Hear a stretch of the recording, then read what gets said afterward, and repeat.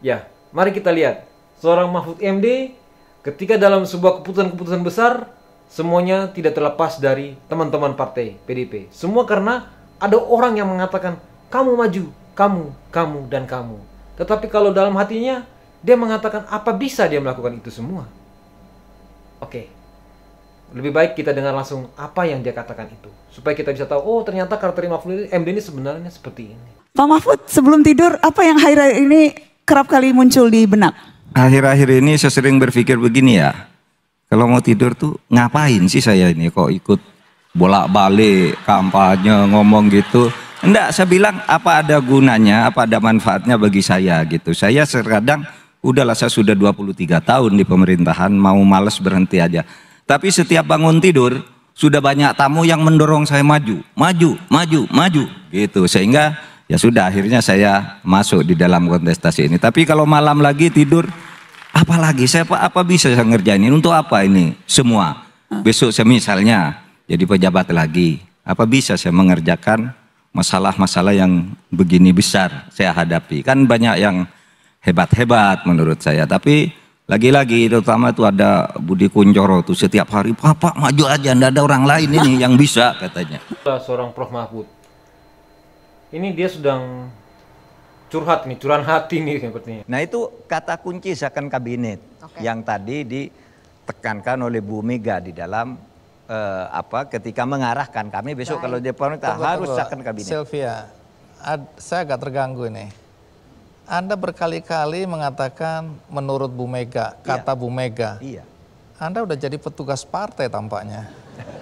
Saya kontrak perjanjian dengan partai. Memangnya kalau petugas partai kenapa? Kalau petugas partai untuk melaksanakan perintah konstitusi sesuai dengan yang dimuat di ADART partai, kenapa memangnya?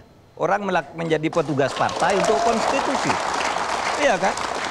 Partai itu kan isinya untuk melaksanakan konstitusi, untuk melaksanakan ideologi. Kalau partai menugaskan seseorang, kamu laksanakan nih tugas partai untuk konstitusi, Undang-Undang Dasar 45 dan Pancasila.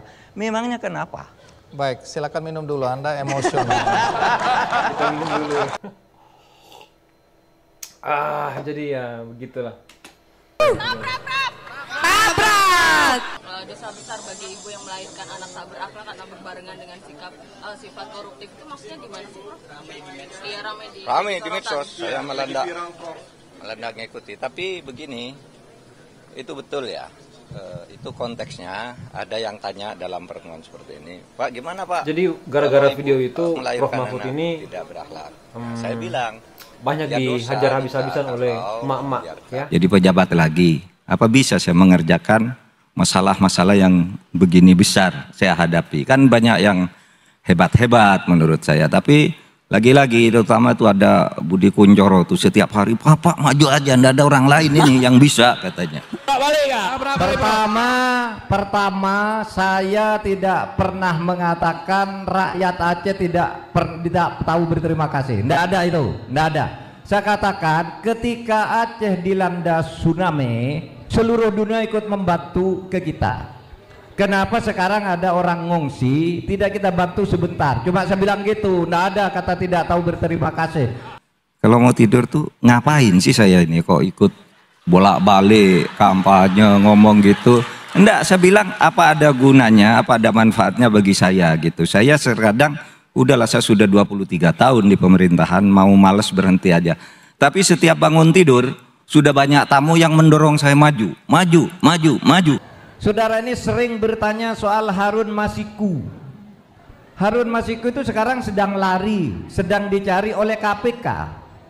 KPK itu adalah institusi sendiri di luar eksekutif. Jadi KPK itu begini, KPK itu bukan lembaga legislatif, bukan lembaga yudikatif, tapi lembaga penegak hukum pidana yang berada di rumpun eksekutif tapi bukan bawahan pemerintah. Dia independen, dia yang cari. Kenapa yang ditanya selalu Harun Masiku? Wong yang lari sampai sekarang tuh lebih dari 15 orang. Itu yang kita takuti sekali. Sebenarnya kalau Ganjar Mahfud oke-oke saja sih, fine-fine saja. Dan memang benar banyak teman-teman dari Projo atau relawan-relawan sebelum cawapres ada dan juga sebelum penetapan Ganjar sebagai capresnya, itu banyak teman-teman relawan yang projo, teman-teman itu sudah bergerak untuk Pak Ganjar. Ya termasuk Ade Armando tadi itu. Tetapi akhirnya mereka semua keluar dari teman-teman, keluar dari relawan yang mendukung Ganjar. Kenapa? Karena tadi itu mereka akan menjadi capresnya hebat, visi misi ide dan segala macam gagasannya bagus, itu bagus. Semua 3 paslon itu ide gagasan itu bagus-bagus semua, visi misinya itu bagus-bagus semua, tidak ada yang jelek. Tetapi menjadi pertanyaannya, apakah mereka mampu melakukan itu bersama dengan kabinetnya jika nanti para menterinya yang pilih adalah emak-emaknya itu yang milih, yang tentukan. Nah akhirnya ambil dari partai ini, walaupun dia tidak punya kemampuan sampai sebagus itu, tapi karena dia di partai yang mendukung maka ambillah begitu. Kan beda kan, tidak seperti punya Pak Jokowi.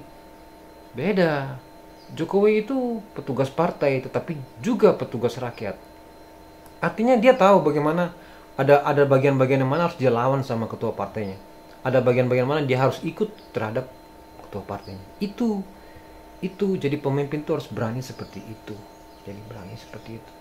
Lah kalau misalnya visi misinya, ide gagasannya bagus, tetapi ketika nanti mereka jadi presiden dan wakil presiden, semuanya dikuasai oleh yang punya partai, ya kamu jadi petugas, akhirnya visi misi ide gagasan itu apakah bisa berjalan? Jadi begitu. Kalau saya tetap Prabowo Gibran, karena tidak ada petugas di situ. Artinya bukan petugas partai ya. Di situ ada petugas rakyat. Nah, di situ Prabowo Gibran adalah petugas rakyat. Mari kita dukung 1 putaran.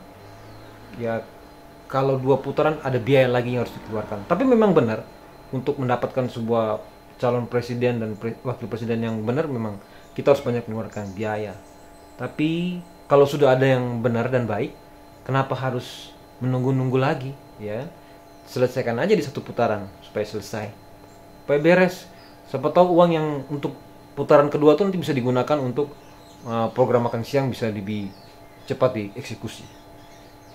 Nah, seperti itu. Cukup sekian ya dari saya ya. Salam hormat buat Prof. Mahfud. NKRI harga mati. Ciao. Terganggu ini. Anda berkali-kali mengatakan menurut Bu Mega, kata Bu Mega. Iya. Anda udah jadi petugas partai tampaknya.